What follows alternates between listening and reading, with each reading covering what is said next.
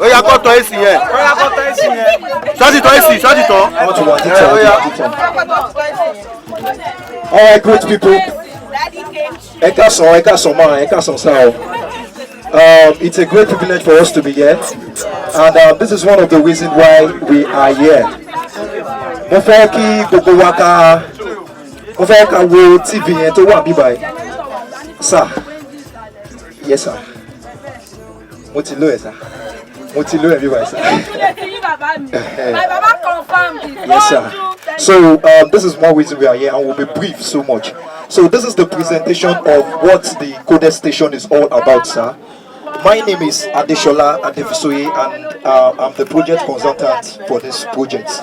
And open for long, sir. This is our official website.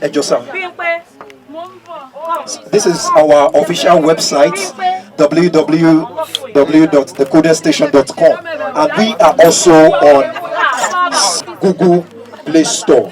And Akitude Amoke Adebimpe happens to be the first female Nollywood celebrity that would do something like this, having a digital radio station. So you are breaking the genes. So this is the landing page when you get to www.thecodedstation.com. This is the landing page, sir. On this radio station, sir, we have our official blog. We have various news and stuff like that. You'll still see more. These are the futures of the radio station. I want every one of us to pay attention to this so that you can see the value that we are bringing out to people. Number one, that application, it is easy to download from Google Play Store. Number two, it is easy to install directly from the website. Elomi man complain with space on the phone. Man shaking. Toba loso the website instantly o man shaking. O ma download si o phone here ko je gba space at all, sir. Then we have online shop for business owners to advertise and sell their products, including service provider. It become wa lórí app yẹn tó dé wípé àwọn èèyàn lè order fún ọjà, wọ́n lè tà, wọ́n lè rà ńbẹ̀. Also, they make instant order and prospective buyer receive mail immediately tó bá ṣe order fún goods yẹn, sir. Then also there is an online TV. Everything to what digital learning. So on that online TV, fans can see latest movie of Wasilat coded, not excluding other TV program. To buy other celebrities not a big program or wasibe, they are all welcomed. Also, on that application, sir, O21 at our Yotule register like our fans, only just like Facebook, like Instagram, Tabashi open it, Lori app one you know. People can register, fans can chat with each other, they can upload videos, they can upload pictures, they can also play games on that same radio station. Could just stop broadcasting, yes, sir. Then also, sir, this is what the app they download their website. Anybody to also website, this is the menu function. We have various things there. Also, you can switch to dark mode or light mode lórí app yẹn. Tó bá jẹ́ alẹ́ lẹ fẹ́ rí lórí phone yẹn, ẹ máa rí everything, ó máa beautify. Tó bá jẹ́ pé daylight ni, a ṣe pé ó lè ṣe kíni, ó lè padà sí daylight. Kò jẹ́ stop streaming platform ẹ. Then also, ẹ ti rí kíni online shop, sir. Online shop yẹn ni eléyìí. Then user provide pics, fans can also log in. Then sir,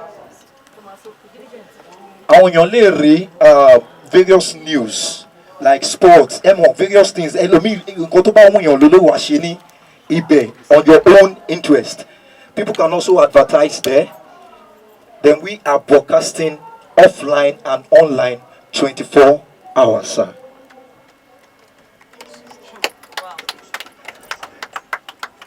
Sir, this is where we are, sir. This is an initiative we are also bringing to National Union of Road Transport Workers. This is an initiative called Street to Skills Initiative, sir. Bringing abandoned youth to life is a big project that has a lot of value inside.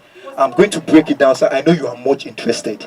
because we are also bringing this initiative. You will be coming on air. We are giving chance on air. We are giving NURTW chances on air to come and educate people.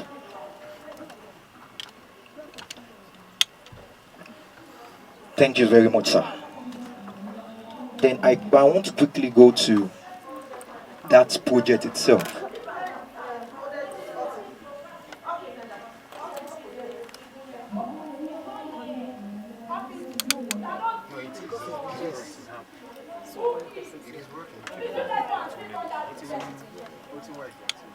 Sir, this is what we call Street to Skills Initiative. So we designed this thing overnight. This is an initiative to shekini, to tin wa sokon wa ba fe ki project yi ko shekini, ko dele ka to le wa presented for you, sir. Sir, I used to be a youth that I'm one of the beneficiaries of Asiwaju Bola Ahmed Tinubu, and one day I've been aspiring to meet with him one day, because I have. Thank you very much, sir. Eba mi patewo. Because me too, I have empowered various youths on various vocational skills, but we need more platform. Yes, sir. So, why Streets to Skills? This is an initiative of empowering youths and women and members of NRTW on the streets on various live practical entrepreneurial vocational training, engaging them on profitable skilled businesses using the coded station for massive broadcast. Sir, this will amaze you. Of course, this is achievable by National Union of Road Transport Workers. We are presenting to you a great initiative to bring into that platform, sir. NURTW Lagos Entrepreneurship Creation Center.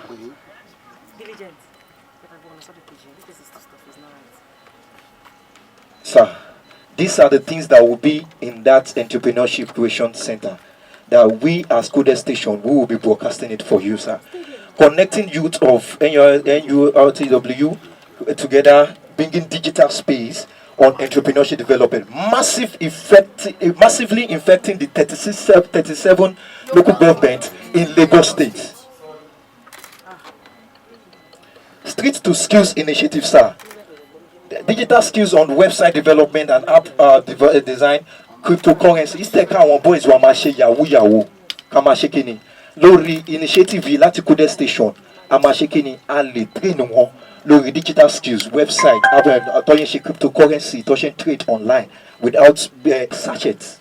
Ẹlòmíì máa ń waste pure water sachet, ajẹlẹ turn pure water sachet ẹ láti fi ṣe bag, láti fi ṣe oríṣiríṣi.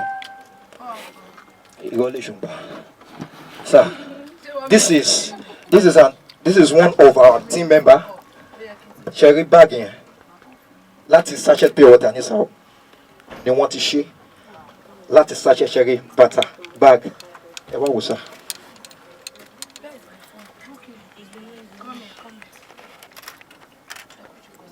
Yes, sir. This is a live practical vocational skill that people will see that we can impart youth with.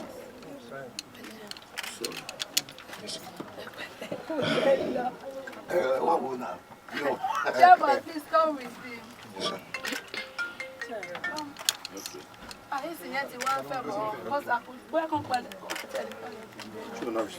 Yes, sir. I will have you back, sir.